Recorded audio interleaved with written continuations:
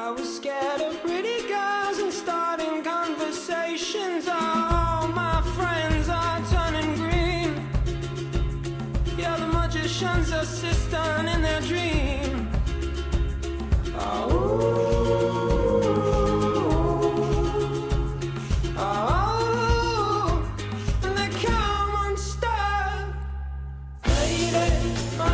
To the riptide, taken away to the dark side. I wanna be your left-hand man. I love you when you sing the song, and I got a lump in my throat 'cause you're gonna sing the words wrong. Is this movie that I think you like? This guy decides to quit his job and head to New York City. This cowboy's running from himself. She's been living on the highest shelf. Oh, oh, and they come on star.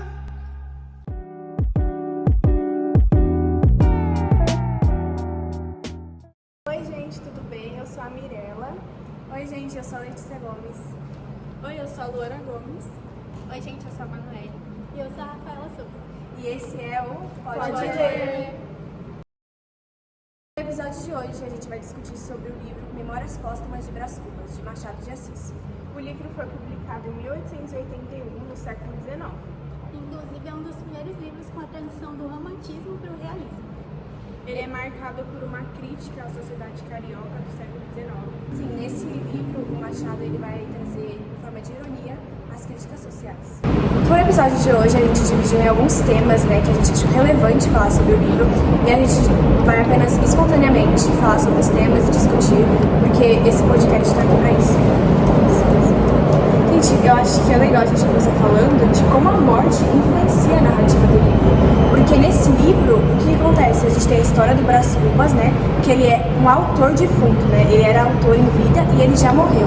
Nesse livro ele vai o quê? Trazer todas as perspectivas da vida dele, vai contar a história da vida dele. E como vocês acham assim que essa morte pode influenciar? Eu acho também que, como ele tá morto, as suas opiniões se tornam mais cruas. Sim, realmente, que eu acho também. Ele não fica assim pensando no que os outros vão pensar, porque ele já tá morto. São opiniões mais sinceras. Sim, ele fica livre para dizer o que ele quer.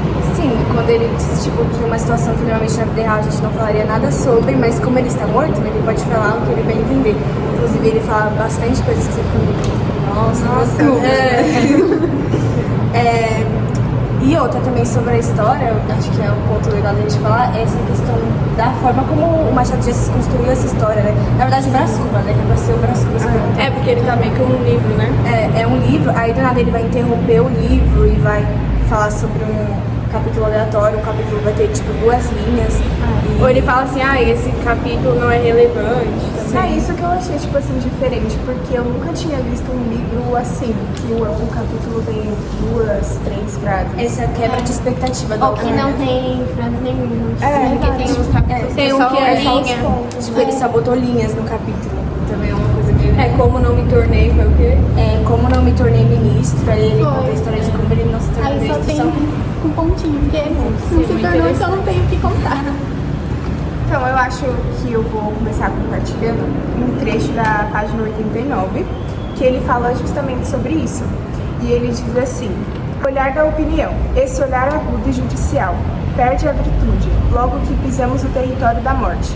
Não digo que ele se não estenda para cá, e nos não examine e julgue, mas a nós é que não se nos dá do exame nem do julgamento. Senhores vivos, não há nada tão incomensurável como o desdém dos finados. Sim, então é isso, o desdém dos finados, o desdém dos vivos.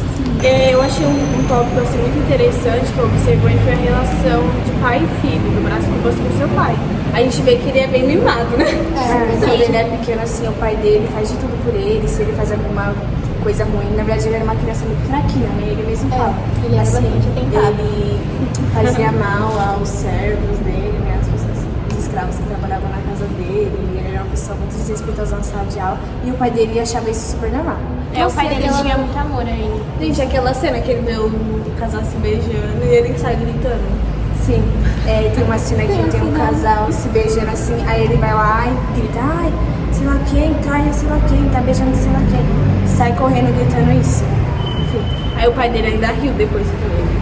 Falando, esse menino. O pai dele nunca repreendeu ele, sempre achou engraçado essas atitudes. E aí eu acho que é isso que molda, né? Essa personalidade mesquinha e egoísta que ele vai ter quando ele for um adulto. Gente, aí falando dessa questão da mesquinha, eu acho que uma coisa que aparece muito no livro é essa questão do egoísmo humano. Como ser humano, ele vai querer sempre colocar ele mesmo, né, como um indivíduo no topo nas situações. Sempre como nas situações a gente vai querer estar ali, encontrar uma maneira da gente sair beneficiado de algo. Eu acho que essa é uma questão que aparece muito. Se importa muito como a gente vai sair na história, né? Como a gente pensa. Ele mesmo era bem assim. Ele conta as coisas bem. Aí, em algumas partes eu achei ele bem egoísta. Mas também, assim, algumas partes nem tanto. Não, algumas, Antes de ler, eu pensava que ele era porque mais. a gente meio que às vezes se identifica com ele, se identifica, gente. Tipo, se olhar assim, você fala, Vai, dá um exemplo. Dá um exemplo. Sim, porque eu achei que ele era pior, sabe? Quando eu tava lendo na sala antes. Do amor breve, eu pensava que ele era pior. Às vezes ele não é tão ruim, às vezes até que ele vai até a pessoa. E da pessoa ser alguém mais simples, assim, que ele não conhece, eu acho que ele vai tratar de um jeito mais mesquinho. Sim, E eu acho que hoje em dia também tem muito isso, né? Se a pessoa não conhece direito ou não convive tanto com ela meio que vai deixar de lado, sabe? Tipo, não vai Porque se as pessoas importar. também julgam muito pela aparência, né? Se a pessoa parece. esse livro a gente vê que Brás Cubas é aquele que julga pela aparência mesmo. Ele fez muito isso. Inclusive naquela parte lá que ele rejeita Sim, ele por rejeita causa da deficiência dela. porque ela é deficiente. E aí tem a questão que ele é muito preconceituoso, né, gente? Você vê o jeito que ele fala assim, as pessoas. Mas aí eu acho que é a sociedade. Sim, Só que eu acho que é talvez porque Machado de Assis faz essa crítica. reflete a sociedade do século XIX, na cidade carioca, como a gente tinha falado no começo. Esse livro vai trazer isso, né? Só que aí na forma dessa ironia, com esse humor, que a gente vai ver esses preconceitos que estão enraizados na sociedade da época. E Brás Cubas é um grande exemplo de um cidadão daquela época. Inclusive tem um capítulo aqui que eu vou ler pra vocês, o capítulo 49, um trecho do capítulo. Ouço daqui uma objeção ao leitor. Como pode ser assim, diz ele, se nunca jamais ninguém não viu estarem os homens a contemplar o seu próprio nariz?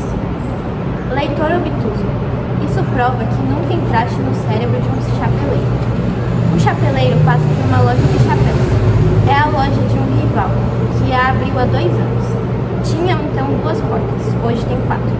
Promete ter 6 e 8. Nas vidraças ostentam-se os chapéus do rival. Pelas portas entram os fregueses do rival. O chapeleiro compara aquela loja com a sua, que é mais antiga e tem só 2 portas. E aqueles chapéus com os seus, menos buscados, ainda que de igual preço. Mortifica-se naturalmente, mas vai andando concentrado, com os olhos para baixo ou para frente, a indagar as causas da prosperidade do outro e do seu próprio atraso. Quando ele, chapeleiro, é muito melhor chapeleiro do que outro chapeleiro. Nesse instante é que os olhos se fixam na ponta do seu nariz. Ele fala da ponta do nariz, né, pra mostrar como ele está centrado nesse próprio. Toda situação a gente olha o que vai dar pra gente. A gente tem que sempre colocar a gente como prioridade e não olha o outro. E aí tem até aquela questão que o pessoal discute, será que o ser humano ele é egoísta naturalmente ou é uma coisa criada pela sociedade? Tem esse debate também. Acho que é naturalmente. Mas algumas situações que as pessoas sofrem também, tipo, vai levando a essa individualidade, porque elas pensam, as pessoas são tão ruins que eu vou ser também. Tipo, eu vou ser bonzinho, você não tô ganhando nada. Toda vez que eu vou ser bom, alguém vai lá e me apunhala pelas costas, por exemplo. Isso vai criando um egoísmo Até porque também. não tem como nascer egoísta, né? São coisas que vão acontecendo durante a nossa vida que fazem a gente mudar.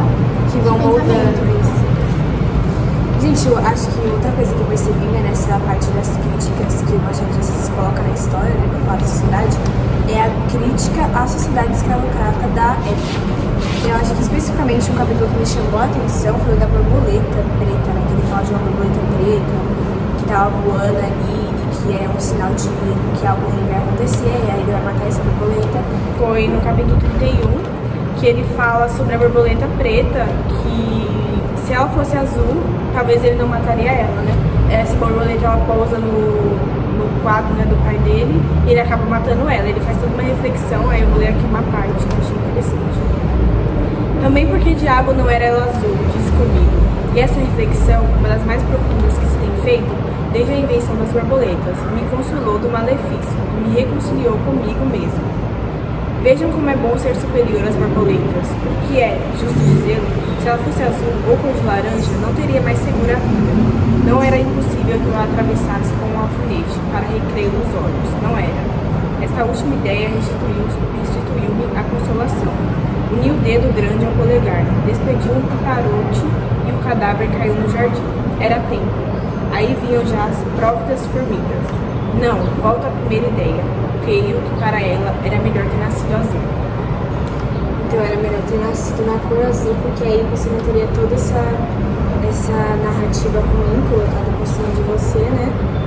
Justamente pela forma como você nasceu. Então eu acho que ficou uma crítica bem, né?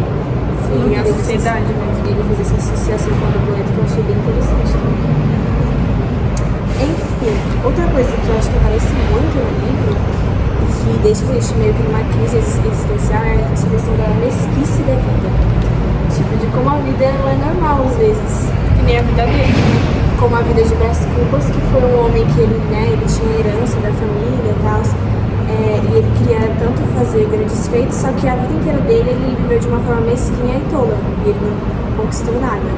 Então, o livro vai mostrar isso também. E vai mostrar também a questão de como a vida passa rápido, como a vida é imprevisível. Sim. Tipo, agora você tá aqui, pode acontecer alguma coisa amanhã e você já não tá mais.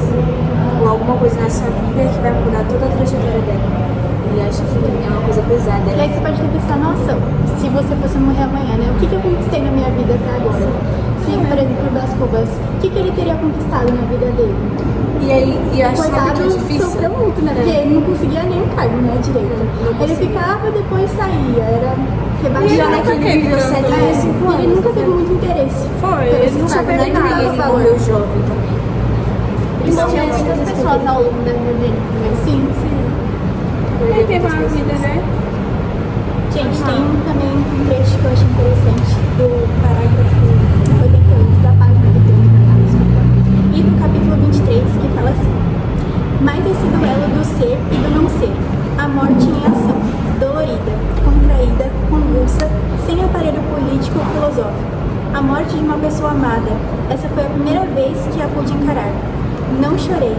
Lembra-me que não chorei durante o espetáculo. Tinha os olhos estúpidos, a garganta presa, a consciência boquiaberta. Que uma criatura tão dócil, tão meiga, tão santa, que nunca jamais fizera verter uma lágrima de desgosto, mãe carinhosa, esposa imaculada, era a força que morresse assim, prateada, mordida pelo dente tenaz de uma doença sem misericórdia. Confesso que tudo aquilo me pareceu obscuro, incongruente, insano. Nossa, é justamente. Quando a mãe dele morre. E essa perversidade que é a morte, né, gente? Que é um negócio que é do nada. Sim, abre de repente. Eu gostei bastante dessa frase, Rafa. Tipo, uma frase assim, sobre essa questão da imprevisibilidade da vida, ou até das desesperanças da vida, uma parte que eu achei interessante foi a que o Quincas Borba aparece. Quem é Quincas Borba, né? Ele era um amigo de infância do Brás Cubas, ele estudava na mesma escola dele. E aí, do nada, né, anos depois, ele vai aparecer como mendigo, né, todo esfarelado, enfim. E aí, essa frase que eu vou ler pra vocês, eu acho que traz essa reflexão sobre as expectativas de quando você é mais jovem e a realidade que é a vida depois. O Brás Cubas vai refletir, né, sobre o Quincas Borba. Contudo, não pude deixar de comparar outra vez o homem de agora com o de outrora. Entristecer-me e encarar o abismo que separa as esperanças de um tempo da realidade de outro tempo. Esse personagem do Quincas Borgas é Quincas Borba. Quincas Borba é muito engraçado, porque eu acho que essa cena que ele chama o médico pro braço, e no final ele fica louco. O Quincas Borba ele vai começar um negócio, né? Como é que é o nome da filosofia? Que ele vai começar Humanitismo. Sim. Aí, inclusive, outra coisa coisa, tipo, ele vai ficar doido por conta desse humanitismo. Sim. Eu fiquei até curiosa pra saber mais sobre o personagem. Porque ele tem um outro, né, título do Machado de Assis, que ele tem um livro chamado Muitas Mortes. Então, a gente fica curiosa, né, pra saber como que esse personagem vai aparecer na outra história. Mas parece que ele não é nem o protagonista da história. Não? Pelo que eu saiba, ele não é nem o protagonista.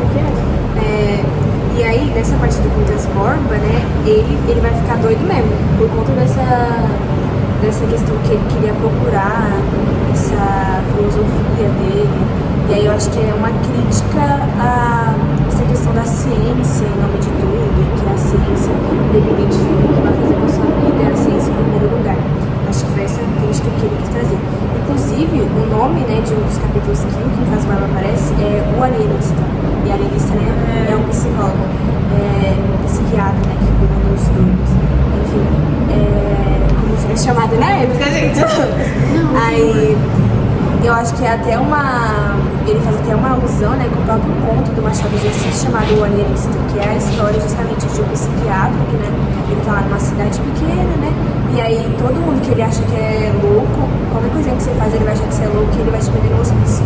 Então essa questão do extremismo na ciência. Gente, inclusive, voltando um pouco na história, eu lembrei daquela parte do remorso, né? Que ele conta um pouco de como que ele tava falando que algo não era tão legal, que ele fazia. O que vocês acham sobre isso? Às vezes tem essa questão mesmo, a gente fala que ele é meio egoísta, mas às vezes ele para pra refletir e fala, talvez eu não teria... Ele se arrepende muitas vezes. Sim.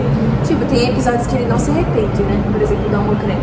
Ou ele se arrepende de uma forma ruim, porque com o Almocreve ele deu uma moeda que ele poderia ter dado de valor mais baixo. Ele se arrependeu de ter dado uma moeda de um valor muito alto. Sim, porque ele fala que o Almocreve é muito humilde, né? E que o Almocreve ia ficar feliz com qualquer coisa. Sim, mas o da dona Praça. Mas aí, por exemplo, tem outro exemplo que ele vê que ele tá errado mesmo, que foi até uma coisa que eu marquei, né, na minha leitura. Foi quando uma mulher, né, ela fica doente, que ela não conseguiu conhecer, uma mulher mais velha, e aí ele fala, ela já tá me pedindo dinheiro agora, eu já dei dinheiro pra ela, que é a dona Plácida, né, essa mulher. Eu já dei dinheiro pra ela, não vou dar dinheiro, né, essa mulher deve até ter gastado o meu dinheiro. Só que aí depois, no próximo capítulo, ele fala, eu não queria dizer isso, mas dona Plácida foi roubada, aquele dinheiro, alguém enganou ela e roubou aquele dinheiro. E aí ele escreveu o capítulo só pra dizer que isso aconteceu, só que você vê que ele fala meio receoso do julgamento do leitor. Então a gente fala que ele tem medo do julgamento, mas de vez em quando ele fala até com a gente, com o leitor, ele fala, olha, leitor obtuso, não venha me julgar não, se logo você vai ver. Ele sabe Eu que acho que também aconteceu uma história parecida com a gente. Com a gente foi.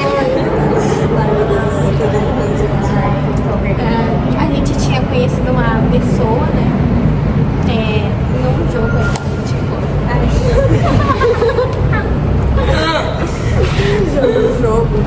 Um jogo aí. E. Vamos dar um nome fictício, né? Goiaba. Pode ser Goiaba. Tá, gente, goiabo. Sim, tá, gente, pera. Então, esse goiabo, né? Essa pessoa goiabo, a gente já tinha uns preconceitos, vamos dizer assim, sobre essa pessoa. Tipo, a gente achava algumas coisas ruins sobre a personalidade dessa pessoa. Enfim, conversa vai. É que foi uma situação também de pré-julgamento. Tipo, a gente viu lá na situação, aí meio que ficou aquela situação de provocação de jogo, assim. E acabou que a gente criou um certo preconceito sobre o goiabo.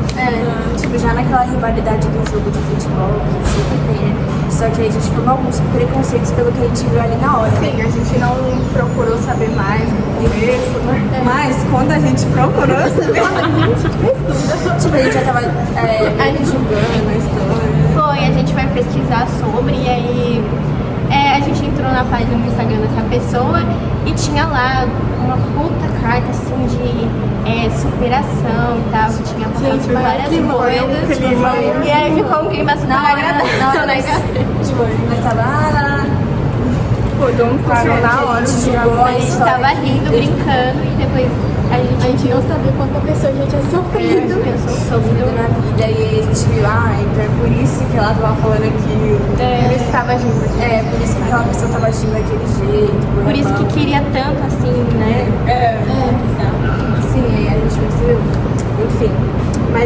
esse tipo de situação acho que é algo que acontece muito na vida. Acho que acontece. A gente não quer estar errado sobre uma situação, a gente não quer ser colocado como vilão, mas a gente Em algum momento a gente vai ser vilão, independente. eu acho que nós temos que aceitar isso. Sim, você vai ser igualzinho o tempo todo. E às vezes é necessário ser seu vilão. Exato. Não é, gente? É necessário. Mas tentar melhorar sempre. Sim, tentar melhorar. Claro, gente, no nosso podcast aqui não tô dizendo pra você ser vilão. Pra você ser o vilão, não. Não fique julgando as pessoas por aí. Gente, eu acho que a gente não pode deixar de falar no livro sobre a relação do Brás Cubas com a Virgínia. Sim. Tipo, faz parte de uma grande porção da história, tem vários capítulos sobre os dois. Se alguém quer dar uma comentada sobre essa Primeiro, né, que o pai dele queria já que ele se casasse com ela, tava arrumando para os dois se casarem. Aí chegou lá, se conheceram, nenhum dos dois teve muito interesse, não casou.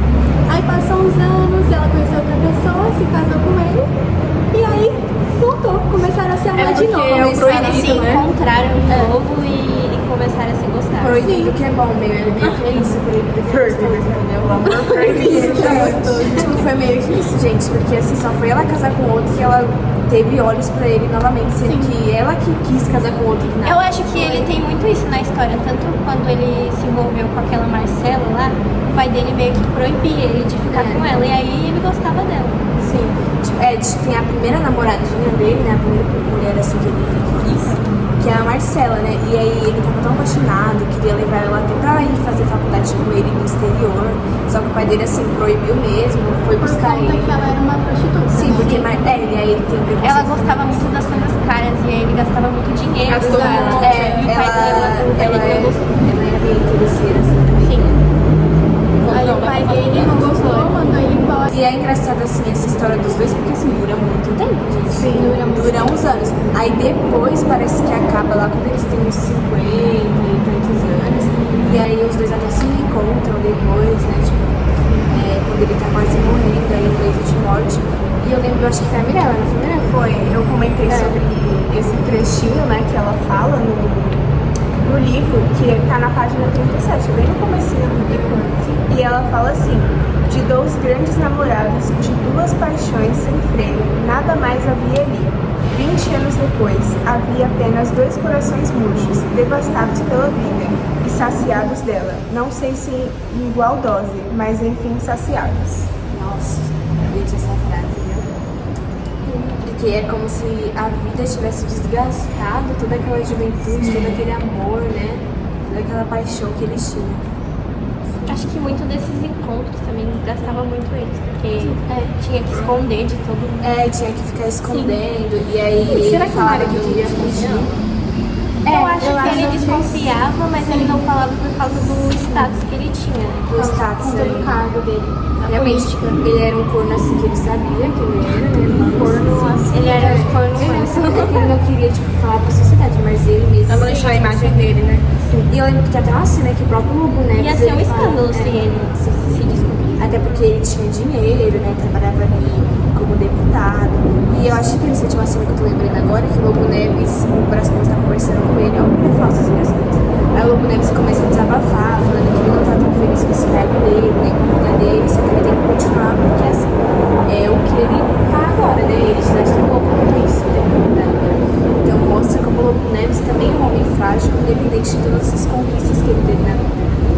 Tipo, por trás de tudo aquilo ali tem um homem frágil. É sempre assim os personagens, né? E eles ainda eram meio que amigos, né? Coitado. Sim. Era amigo. Mano, ele chamou ele pra ser Ele é muito secretário dele. e ele aceitou. Sim, ele aceitou. Jantaram juntos. Aceitou, né?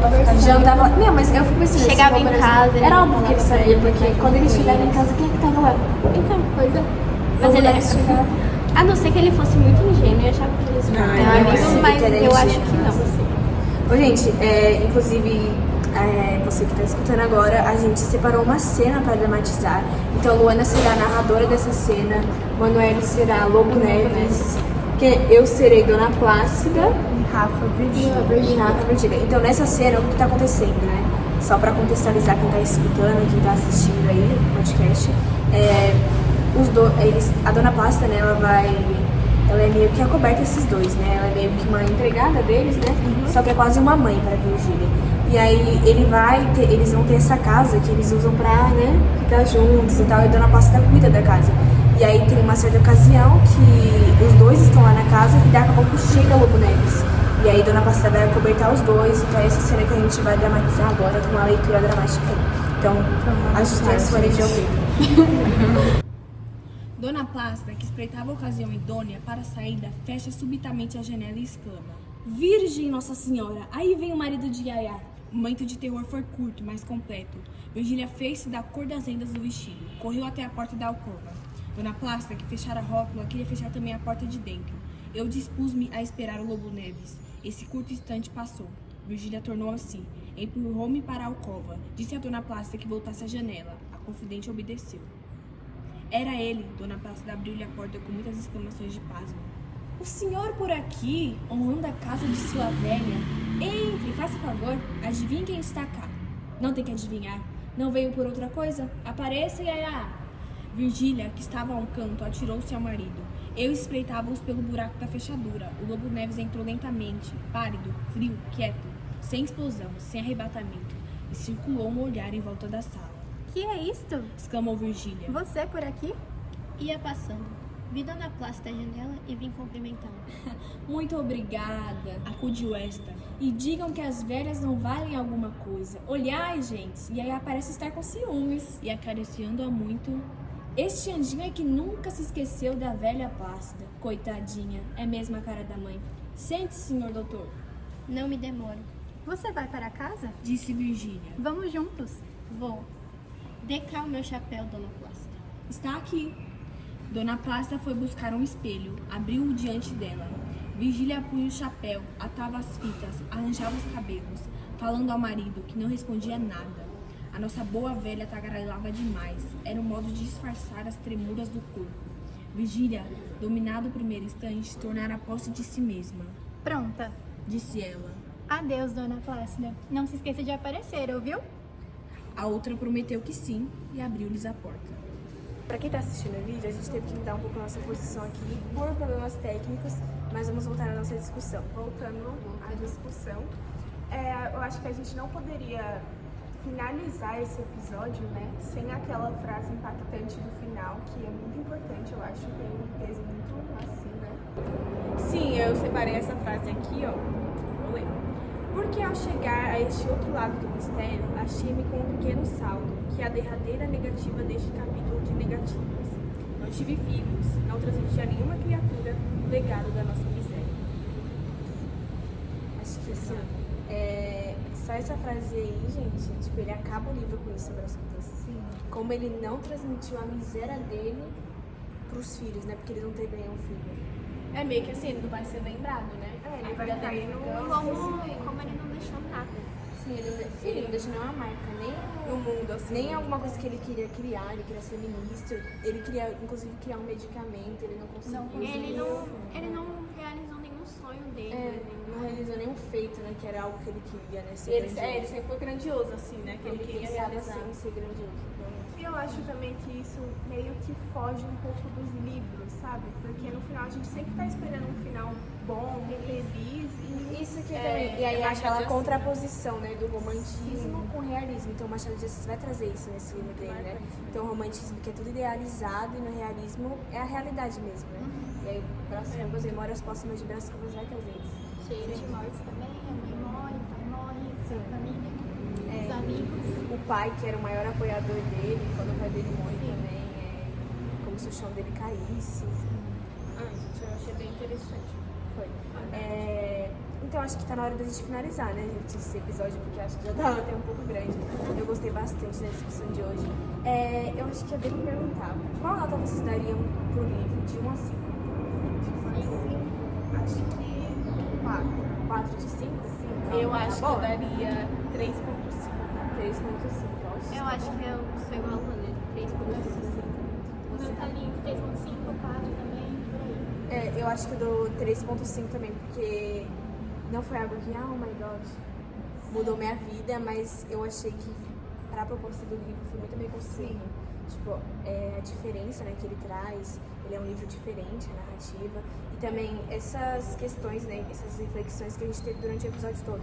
Então o livro tá cheio disso e muito mais, né? Porque se a gente fosse falar de tudo que esse livro tem, a gente não ia sair daqui hoje, né? Muita coisa. O nosso tempo é limitado aqui no podcast, a gente não consegue falar de tudo. Mas é isso, né, por hoje. A gente agradece a atenção dos ouvintes, Os nossos jovens telespectadores. Muito obrigada, pessoal, por assistir a gente, por escutar a gente. E fiquem ligados no próximo episódio. Tchau, tchau.